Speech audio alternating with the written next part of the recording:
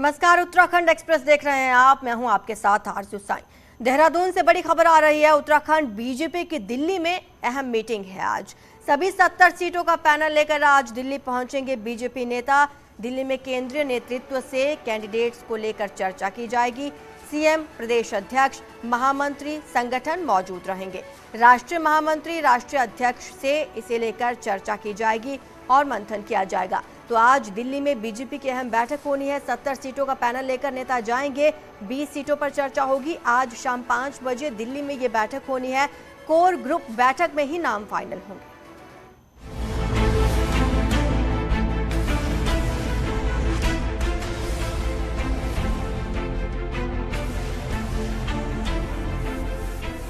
प्रदेश BJP office में बैठक हुई और फिर चुनाव समिति की बैठक में सीएम धामी, प्रदेश अध्यक्ष मदन कौशिक समेत सभी बड़े नेता शामिल हुए और हर सीट पर 3 नाम तय किए गए, जिन्हें लेकर पार्टी नेता रविवार को दिल्ली जाएंगे। अब मीटिंग का सबसे बड़ा मैसेज टिकट काटने को लेकर रहा। कमजोर परफॉर्मेंस वाले 20 विधायकों के टिकट बीजेपी काट सकती है। इसे लेकर कुछ विधायकों को साफ संदेश भी दे दिया गया है। नाम तय है, बस दिल्ली से ऐलान होना बाकी है। यहाँ पर चर्चा हो गई है और चर्चा होने के बाद अब केंद्रीय संसदीय बोर्ड को जाएंगे सभी नाम जो है लगभग हम लोगों के यहाँ पर आ गए हैं और अंतिम निर्णय जो है केंद्रीय संसदीय बोर्ड करेगा।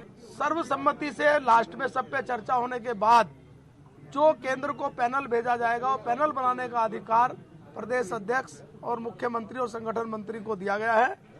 वो सब पैनल बना के हम लोग कल केंद्रीय नेतृत्व से डिस्कशन करेंगे। टिकट बंटने और कटने को लेकर पार्टी की तैयारी पूरी है। बगावत की कंडीशन में सांसदों को जिम्मा सौंपा गया है। अपने संसदीय क्षेत्र में बगावत रोकने की जिम्मेदारी सांसद की होगी और उनकी मदद के लिए संगठन के पदाधिकारी भी होंगे। कोई हमारे यहाँ असंतोष नहीं है लोगों को, बिकॉज यहाँ पे गुटबंदी नहीं है कि इस गुट का था इसलिए कट गया, उस गुट का था इसलिए कट गया। यहाँ सब भारतीय जनता पार्टी के कार्यकर्ता हैं। जो सम्मान एक कार्यकर्ता को मिलता है वही सम्मान यहाँ मुख्यमंत्री को मिलता है। बीजेपी में टिकटों को लेकर जबरदस्त माथापच्ची हुई। अब टिकट बंटने से पहले जिस तरह से डैमेज कंट्रोल किया जा रहा है, उससे तय है कि बड़े पैमाने पर बड़े नेताओं के भी टिकट इस बार साफ हो सकते हैं।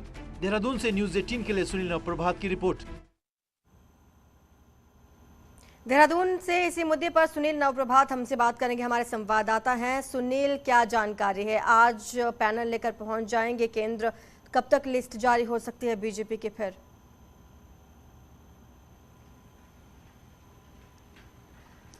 देखिए यार, कल जो बीजेपी की चुनाव समिति की मीटिंग हुई, जो जानकारी छनकर आई है, करीब 50 सीटों पर एक तरह से राय बन चुकी है। नाम उन पर फाइनल किए जा चुके हैं। केवल उसका जो सेंट्रल पार्लियामेंट्री बोर्ड है उसकी स्वीकृति, उसकी मोहर लगनी उस पर बाकी है, जिसको लेकर आज दिल्ली में डिस्कस होगा।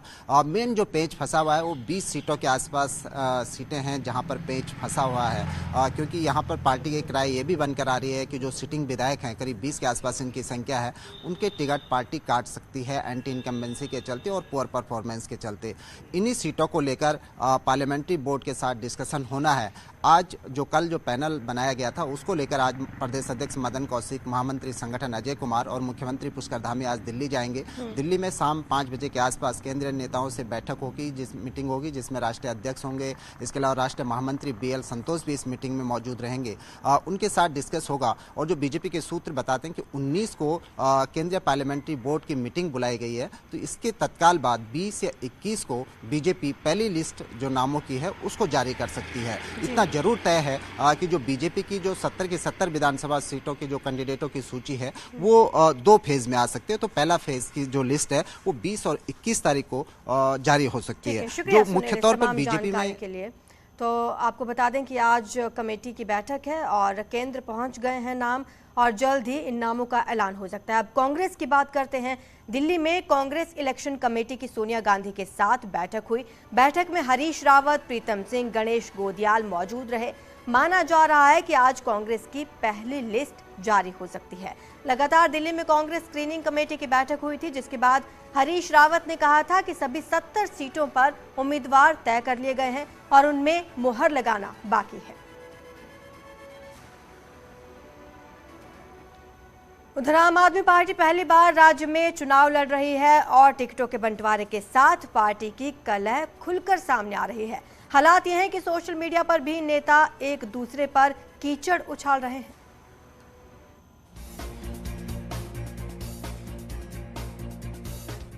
आम आदमी पार्टी पहली बार राज्य में चुनाव लड़ रही है और टिकटों के बंटवारे के साथ ही पार्टी की कलह खुलकर सामने आ गई है।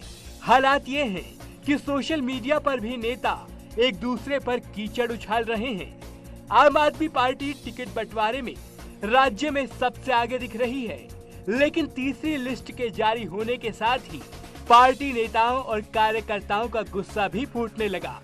कई लोग आपके साथ टिकट की आस से जुड़े थे, लेकिन जब उनका नाम लिस्ट में नहीं आया तो सोशल मीडिया पर पार्टी के खिलाफ अभियान छेड़ दिया। क्रोध तो गुस्सा तो आता ही है। पहले जब उन्होंने कहा कि हम आपको टिकट देंगे, 100% टिकट देंगे, फिर बाद में वो टिकट नहीं मिला है तो उसमें देखो जनता में आक्रोश स्वाभाविक है। कारण है हम लोग इतनी जनसंख्या वाले लोग हैं, करीब 28,000 वोटर है यहाँ खटीमा में, जो एक निर्णायक है, और उस कम्युनिटी के व्यक्ति को अगर टिकट नहीं मिलेगा तो वो वोट असमंजस की स्थिति में होगा। आम आदमी पार्टी नेताओं ने भी माना है कि कुछ नाराजगी जरूर है, लेकिन साथ ही दावा भी किया कि पार्टी के सिपाही हैं, सभी को मना लिया जाएगा। हर विधानसभा की क्योंकि दिक्कत अलग होती है, उस हिसाब से आम आदमी पार्टी ने सर्वे किया है। जो दिक्कत है, जो परेशानी है, जो मुद्दे हैं, उनको हम चुनावी मुद्दे बनाएंगे और आम आदमी पार्टी काम की राजनीति करती है। पहली बार चुनाव लड़ रही पार्टी के लिए वोटिंग से पहले सिर्फ फुटबॉल कहीं से भी ठीक संकेत नहीं है, और अगर समय रहते कलह दूर नहीं हुई तो इसका खामियाजा पार्टी को भुगतना पड़ सकता है। खटीमा से कमलेश भट्ट के साथ सत्येंद्र बतरवाल की रिपोर्ट।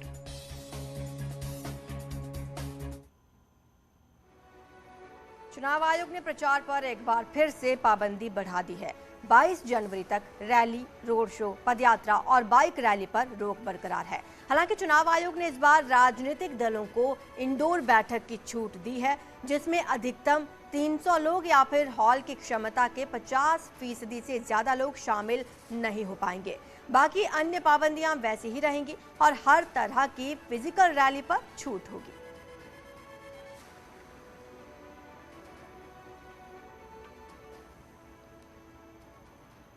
बीजेपी और कांग्रेस में टिकटों की घोषणा का इंतजार हो रहा है और उसके बाद उम्मीदवार प्रचार के काम में जुट जाएंगे। लेकिन कोरोना के बढ़ते आंकड़ों की वजह से किसी की टेंशन बढ़ी है तो किसी को जनता पर यकीन है, क्योंकि हो ना रैली पा रही है और ना ही जनसभा।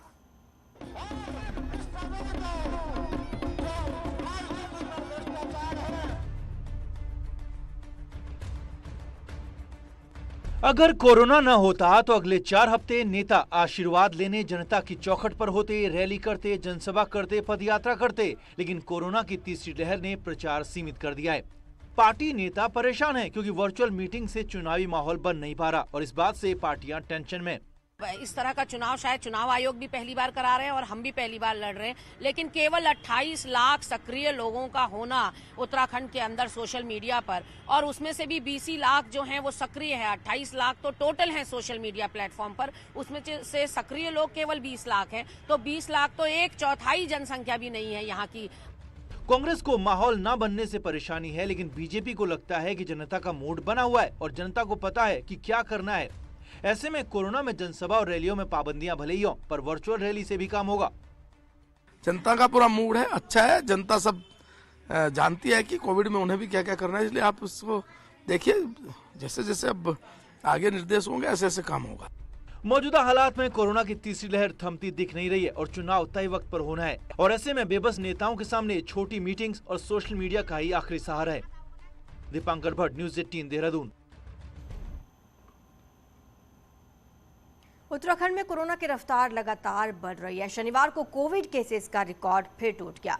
कल एक दिन में 3,848 नए कोरोना केसेस आए हैं और 2 लोगों की मौत हो गई। अब राज्य में कुल 14,800 एक्टिव केसेस हैं। आज के नए केसेस की बात करें तो देहरादून में 1,362, हरिद्वार में 641, नैनीताल में 619 केसेस, उधम सिंह नगर में 412, अल्मोड़ा में 128 और पौड़ी में 168 नए केस सामने आए हैं।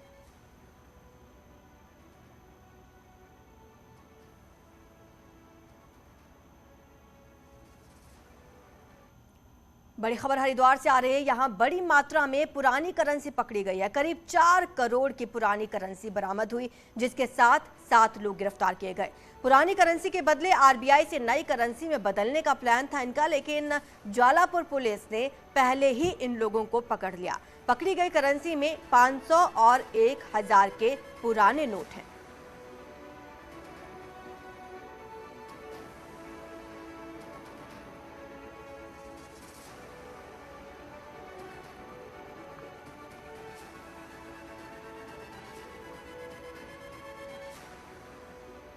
धर्म संसद में हेट स्पीच मामले के आरोपी महामंडलेश्वर यति नरसिंहानंद को हरिद्वार से पुलिस ने गिरफ्तार कर लिया।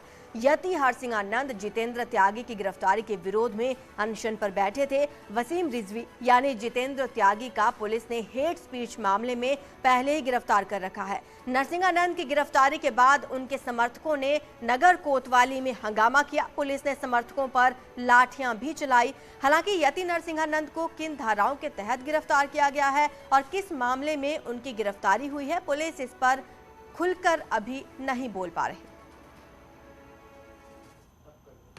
कोतवाली में जो मुकदमा था, उस मुकदमे के अकॉर्डिंग वो अभियुक्त थे, तो उनको आज गिरफ्तार किया गया है। किनको किया गया है?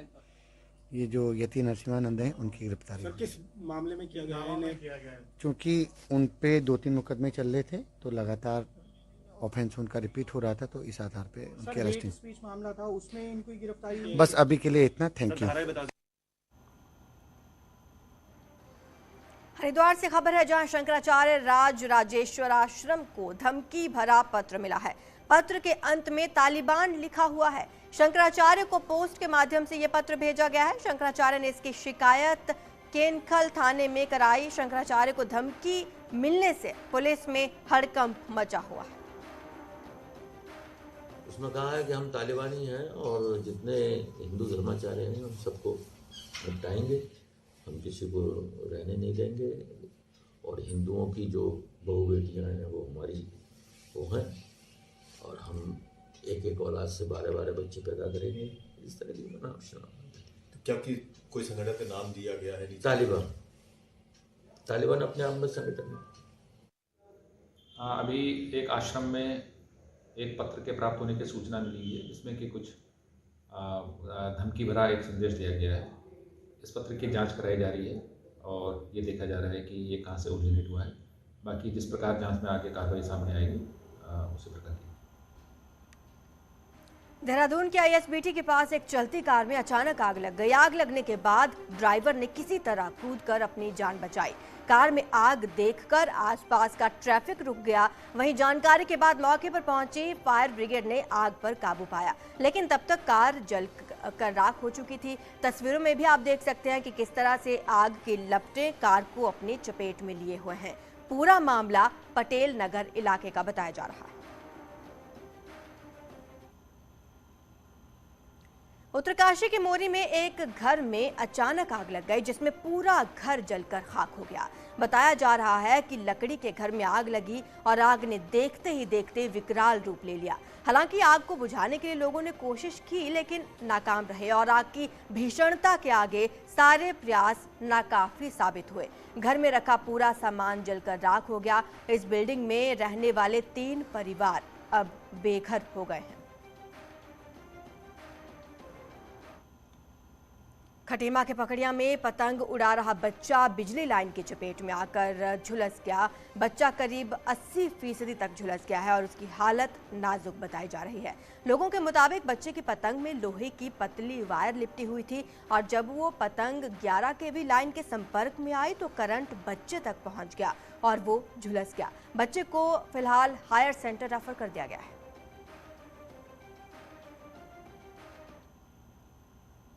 राजकीय मेडिकल कॉलेज श्रीनगर गढ़वाल के प्रिंसिपल प्रोफेसर चंद्रमोहन सिंह रावत समेत कॉलेज के 4 डॉक्टर्स कोरोना संक्रमित मिले हैं। इसके साथ कॉलेज की कोरोना जांच लैब की टेस्ट रिपोर्ट में 22 नए कोरोना संक्रमित मरीज मिले हैं। सभी को होम आइसोलेशन में भेज दिया गया है। दूसरी तरफ लगातार बढ़ते कोरोना केसेस के मद्देनजर कॉलेज के बेस अस्पताल में नॉन कोविड सेवाएं बंद कर अस्पताल को पूरी तरह कोविड हॉस्पिटल भी बनाया जा सकता है।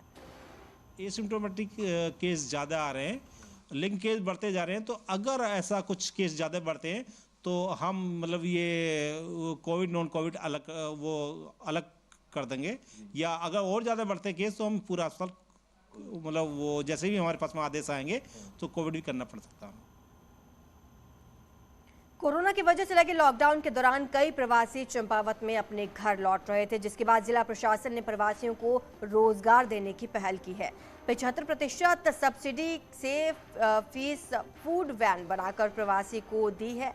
मत्स्य विभाग द्वारा मिले इस वैन के बाद गुड़गांव से आए प्रवासी चलता फिरता रेस्टोरेंट चलाकर रोजगार कर रहे हैं। जाना नहीं चाहेंगे वहाँ गुड़गांव में। हम यहाँ 75% से सब्सिडी मिल गई, रोजगार को बढ़ावा देने के लिए मत्स्य विभाग से रोजगार दिया गया है हमको, और अब कोरोना से बहुत बड़ा प्रभाव पड़ा हमारे इसमें। जब कोरोना आया तो वहाँ से ये आए तो इन्होंने हमसे संपर्क किया और बोले कि हम कोई रोज़गार करना चाह रहे हैं। तो इसी रोज़गार के क्रम में हमने सीडीओ साहब से बात करी कि हमारे कुछ लोग होटल वाले काम करना चाह रहे हैं, तो इस तरह का हम एक प्रोजेक्ट आपके वहाँ कर रहे हैं। तो सीडीओ साहब ने इसके लिए मंजूरी दी थी, डीएम साहब से भी बात की थी।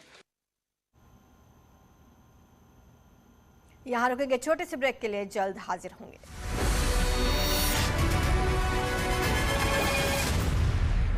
सीएम योगी को पहले ही